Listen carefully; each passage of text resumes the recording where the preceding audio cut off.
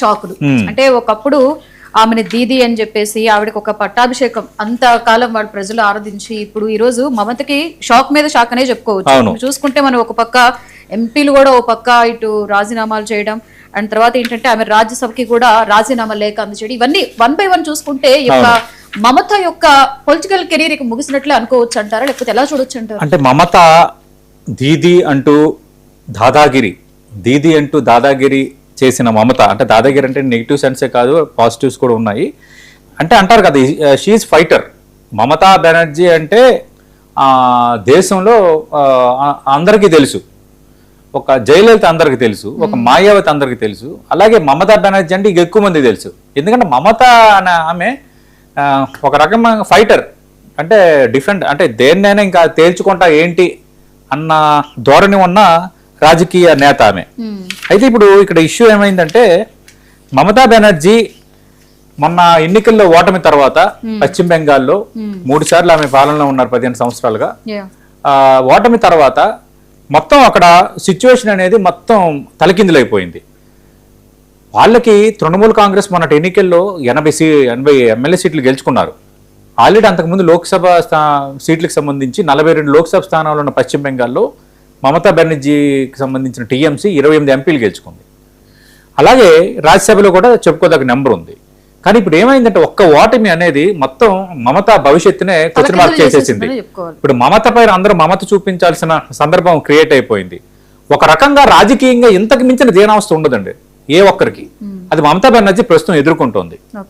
ఇప్పుడు 2 అంశాలు మాట్లాడుకుందాం. ఒకటి ఏంటంటే ఇప్పటికే మమతా బెనర్జీకి సంబంధించిన 28 మంది ఎంపీల్లో 20 మంది ఎంపీలు మమ్మల్ని ప్రత్యేక గ్రూప్ గా పరిగణించాలి, మేమే టీఎంసీ అంటూ లోక్సభ స్పీకర్ ఓం ప్రకాష్ బిర్లాను కలిశారు. According to the assembly and parliament business పరంగా రూల్స్ పరంగా 300లో 200 ఉంటే ఆటోమేటిక్ గా వాళ్ళని పక్షంగా గుర్తిస్తారు. శాసనసభలో అయితే శాసనసభ పక్షం, లోక్సభలో అయితే లోక్సభ పక్షం. ఇప్పుడు ఆటోమేటిక్ గా లోక్సభ పక్షంగా వాళ్ళని గుర్తించే వాతావరణం ఉంది.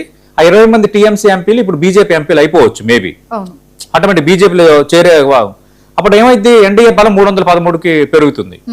ఇక్కడ రాజ్యసభలో కూడా ఇప్పుడు ఆల్రెడీ రాజ్యసభకు సంబంధించి ప్రకాష్ చిక్ పైర్కి రాజీనామా చేశారు.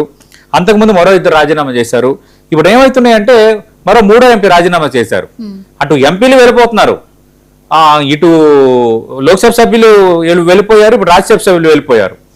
80 మంది ఎమ్మెల్యేలు 64 మంది వ్యతిరేక గ్రూప్ అయిపోయారు. వ్యతిరేక గ్రూప్ అయిపోయి రితబ్రత బెనర్జీ నేతృత్వం వాళ్ళొక గ్రూప్ గా ఉన్నారు. అంటే వాళ్ళ గ్రూప్ అయిపోయారు. ఇటు ఎంపీలు వెళ్ళిపోయారు, ఇటు రాజ్యసభ సభ్యులు వెళ్ళిపోతున్నారు, మేయర్లు, మిగతా మాజీ ఎమ్మెల్యేలు, మాజీ కార్పొరేషన్ చైర్మన్లు, కీలకంగా ఉన్న నేతలు వీళ్ళందరూ కూడా బీజేపీలో వెళ్ళిపోతున్నారు. అంటే ఒక రకంగా శూన్యం, ఆమెకి ఏంటి అనేది కనిపించడం లేదు. అది కూడా మాట్లాడదాం. అంతకంటే ముందు ఇప్పుడు సమస్య ఏమొచ్చిందంటే అసలు తృణమూల్ కాంగ్రెస్ సంబంధించి ఆ గుర్తింపు, తర్వాత పార్టీ గుర్తు, ఇవన్నీ కూడా ఆటోమేటిక్ గా వేరే వాళ్ళ చేతిలో వెళ్ళే అవకాశం ఇప్పుడు ఉంది. ఎందుకంటే ఇప్పుడు తృణమూల్ కాంగ్రెస్ బలం లేదు.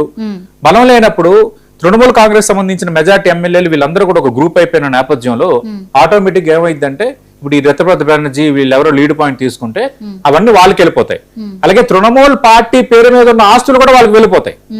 అంటే ఏ విధంగా చూసుకున్నా మమతాకి